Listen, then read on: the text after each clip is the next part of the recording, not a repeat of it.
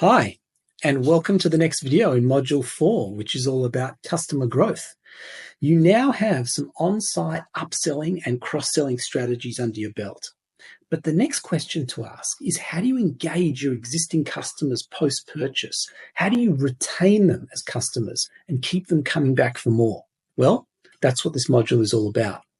And in particular, we're going to look at three things. We're going to explore what customer retention is and how to measure it. We're going to explore why retention is so critical to your growth. And we're going to look at some really practical email marketing strategies for boosting customer retention. Let's explore them together. First of all, though, what exactly is customer retention? Now, customer retention refers to your ability to increase the number of repeat customers and to increase the profitability of each existing customer.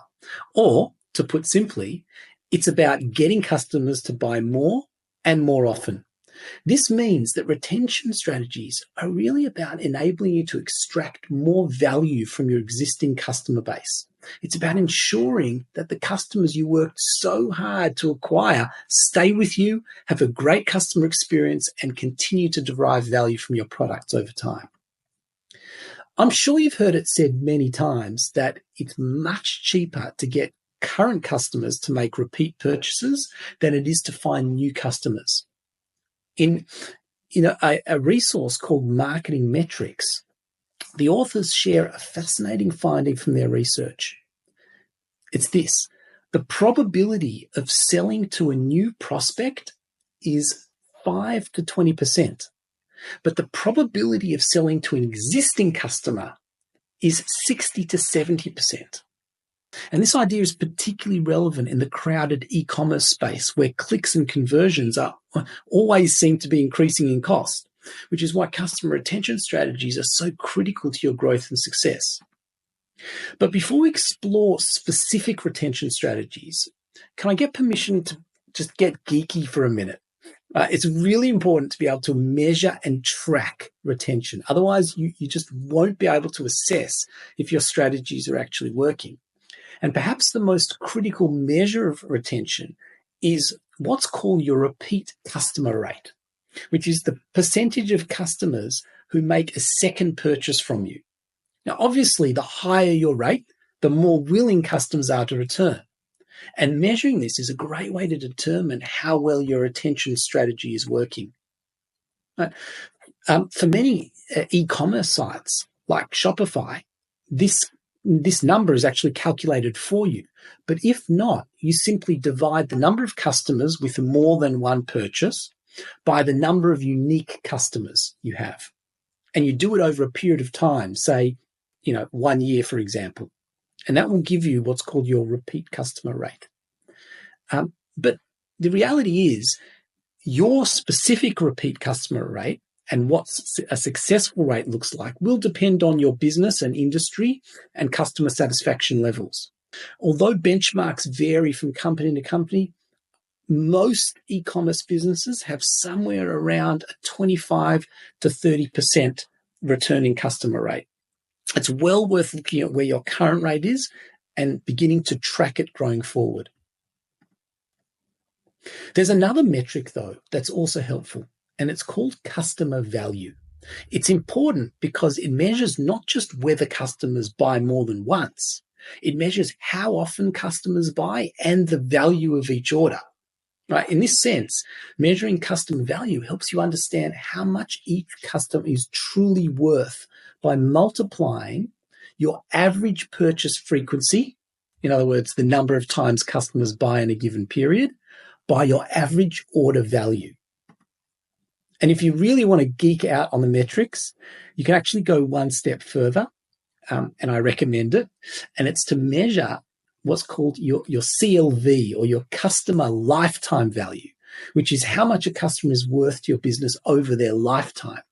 The simplest way to calculate CLV is really just looking at your average order value, multiplying that by the number of times the customer will buy each year, and then multiply that by the average length of your average customer relationship in years. Right? Calculating the CLV for different customers can really help your business decision-making by letting you know number one, how much you can spend to acquire a similar customer and still be profitable.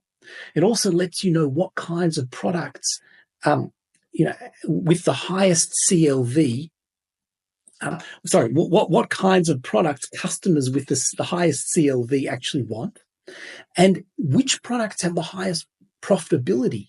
Right? It'll also enable you to work out who your most profitable clients are. Understanding and tracking these metrics is a critical initial step. But the next question is, how do you create a customer retention strategy that actually improves those metrics for your business? That's really what you want to know. So let's answer that question together. As we've mentioned in a previous video, email is powerful. And that's particularly true when it comes to retaining customers. And this is because email enables you to continue engaging customers after their initial purchase at no extra cost. And add to that the fact that email typically converts at a much higher rate than other channels. According to Shopify data from Black Friday and Cyber Monday, for example, email had the highest conversion rate of other channels at 4.29%. Have a look at search, direct, and social in comparison. But there's a condition. Let's be clear and let's be honest. Your emails must engage and add value to your customer's experience. Otherwise, it might actually have the opposite effect. So the question really is, how do you craft engaging emails that genuinely add value to your customers? Let's focus in on two specific types of emails: the new customer email sequence and the win-back, or sometimes called re-engagement email sequence. Note that these are automated emails. So while you should be tracking their conversion rate and optimizing them over time, the idea is that they should be operating automatically without you lifting a finger. Let's have a look at each of them in turn. I'm going to look at the new custom email sequence first. So who is this for? Now, this is designed for the first-time purchaser, but it can also be used with multiple-time purchasers, just a little bit of tweaking. What do? What does this look like? Well, the idea is, the idea with this sequence is to send a series of automated emails designed to check in with the customer following a purchase, to thank them, to set expectations going forward, and to encourage them to buy more and perhaps review or promote your products. Here's what an ideal new customer email sequence looks like. Right? It comprises 5 emails, including a post-purchase email, a pre-arrival email, a post-arrival email, a recommendation email, and what's called a replenishment email. Now, obviously, you'll need to customize this for your business, but this is a helpful default structure to work from. Let's run through what's in each email. So email 1 is the post-purchase email. And the idea here is that immediately after purchase, an email should go out confirming the order, including things like the order number, billing summary, tracking number, etc. It should thank the customer for the purchase, outlining what to expect and inviting them to join or follow you on social media. And you can be as creative as you want here. You know, a video thank you, for example, can sometimes feel even more engaging. Some businesses also include a voucher or a coupon code here in this email as a thank you to encourage further purchases. Here's an example from the domain and hosting provider GoDaddy. They thank the customer, provide their order details and access to their products, but they even go further by enabling customer reviews. They provide a discount, and they even provide a few product recommendations at the very bottom. And they do that all in the first email, but you don't actually have to do all that at once. That's just one example. The second email is the pre-arrival email. Before your customer receives the product, many businesses send an email to build excitement, to show them what the product will look like, possibly again with a video, or they provide some other helpful content to get people ready to receive the purchase. The idea here is to really create a positive customer experience. Note that when setting up this email, segment out first-time buyers and repeat customers. For repeat customers, you don't want to be sending the same message after every purchase. Right? This is where you need to tweak it a little bit. Then there's email 3. Right? The idea here is email 3, the post-arrival email, should go out 2 to 3 days after your customer has received their purchase. Right? In that case, it's worth checking in with them to see how their experience was. Right? Ask them for an honest review. Right? And by doing that, you're able to identify any issues with your product or sales experience. And if you receive positive feedback, you can then even take it a further step by asking them to review you on a public platform, right, to build social proof. You could ask them to take a selfie with your product and post it to social media, right, or add it to your website. Or you could even ask them for a video review, possibly with a small incentive to make it worth their while. Right? But that can only happen if you send out an initial post-arrival email checking in on their experience. Have a look at how Bellroy asks for a review in their post-purchase email. Right? Very simple, and you can see here at the very bottom, you can just literally click on one of the numbers to rate your experience. That will then take you to a further page where you could write some more information about your experience if you want to. Or have a look at this one here from the pet food company called Chewy, right? Asking what you think of your purchase, and you can rate each of the different products you purchased. Again, very, very simple. Let's have a look at email 4. So email 4 is the recommendations email. As we've mentioned, you want to encourage repeat sales. So approximately 5 days later, after your post-arrival email, send an automated product recommendation email to cross-sell relevant products. For example, you might decide on certain items that are automatically included depending on the product that was purchased. Dollar Shave Club does a great job of this by cross-selling a toiletries bag to people who purchased razors. Have a look at this example here. And they make it very, very simple. Click on a button and you can automatically add it to your bag. Finally, email 5 is the replenishment email. Now, the reality is that every product has a life cycle. Now, some are longer, some are shorter, but at some point, most products need to be either replaced or refilled. If your products have a lifespan of, say, under a couple of years, it's worth setting up an email to remind customers to place another order. For example, if you sell pet food in packs that last a month, then the idea would be to send an email asking whether they're running low after a month following their most recent purchase. And the same applies to things like office supplies, arts and crafts, makeup, cleaning supplies, supplements, baby formula, medicines, vitamins, and so on. Check out this one here from Graze. Again, all they're doing is inviting you to restock, showing you a couple of examples of something that might inspire your taste buds, and then give you a chance to click on it and purchase. And that is the first key email sequence. Let's have a look at the second key email sequence. And this one here is called the win back, or sometimes called the re-engagement sequence. And this is all about increasing customer retention. But the difference with this one is this sequence is designed for customers who haven't purchased in a certain period. For example, it could be 30 days, 60 days for some businesses, or for others, it could be much longer. It could be 6 months or more. And the good news is that you can actually win back a percentage of these customers with a well-crafted re-engagement email sequence, which is essentially an automated sequence of emails designed to re-engage past customers after they've stopped buying or interacting with your business over a period of time. And based on the same principle that we mentioned earlier, right, you'll recall that it's far cheaper to re-engage old customers than it is to find and nurture new ones. So if you don't have one of these in place, it's well worth testing this out. Now, what exactly does a re-engagement sequence look like? Here's a 5-email sample that you can customize for your business.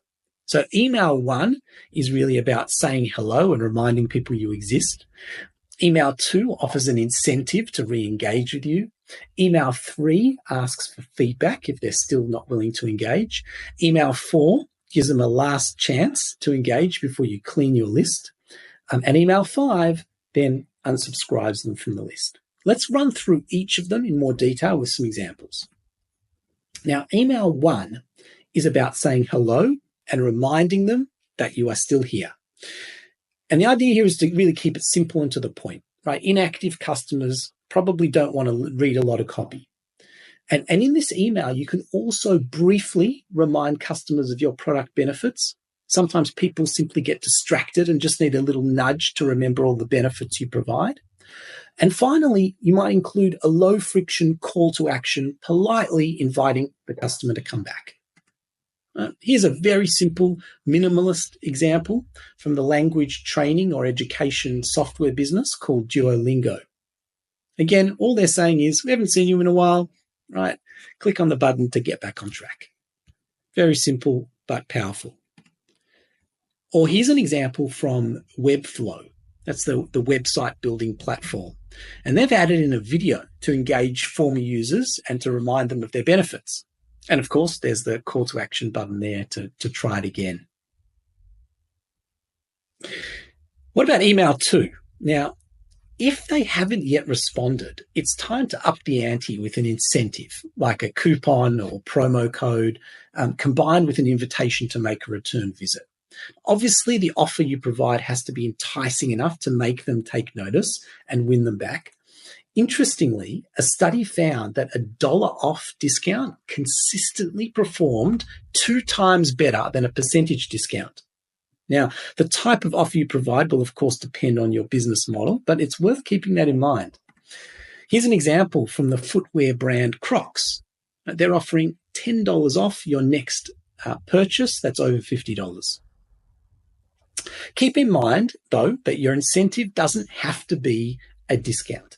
It could be a bonus gift. It could be free shipping. It could be free upgrades. It could be extra reward points. It could be sweepstakes and prizes. It could be a free consultation. And, the list goes on. It's really infinite. And the idea is to think about what would work for you, your business, and critically, your customers. Now, if the incentive hasn't worked, in email 3, it's worth sending a brief survey email, right? This gives you the chance to ask your customers and subscribers directly for feedback about what they want to see in their inbox. For example, the topics or products they're interested in and how often they want to hear from you. Sending a feedback email shows your customers and subscribers that you're considering their needs. And empathy goes a long way. When a customer is on the fence, the knowledge that you care about their experience can actually inspire them to give you another chance.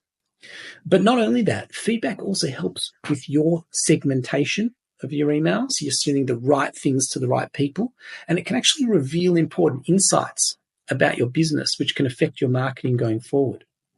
Here's a simple text-based example from Wedding Wire, courtesy of Shopify. This email asks customers for feedback about how often they want to receive emails. And all customers need to do is really click on the option that resonates with them, right? They're really saying, which one is true for you? Too many emails weren't relevant, too many ads and offers. I like the emails, keep them coming, and so on. Now, after 3 emails that haven't resulted in a response, it's time to clean house through email 4. And the basic idea is to politely tell your customers and subscribers that they'll be removed from your email list if they don't choose to keep receiving emails from you by clicking the opt-in button. Now, this creates a sense of urgency and can motivate people to take action. But there's another reason for doing this, right? Asking people to actually opt in to continue getting emails can also help with your email deliverability. In other words, the likelihood of your emails getting into people's inboxes.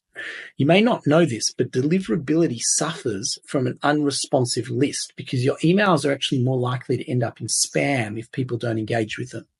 And if you make people click to opt out, you can't actually tell if they've really decided to stay on your list or if they've just ignored another email. And hence it's worth actually inviting them to opt in order to stay on your list. Here's an example illustrating this. from a business called Sidekick, which is actually a HubSpot product.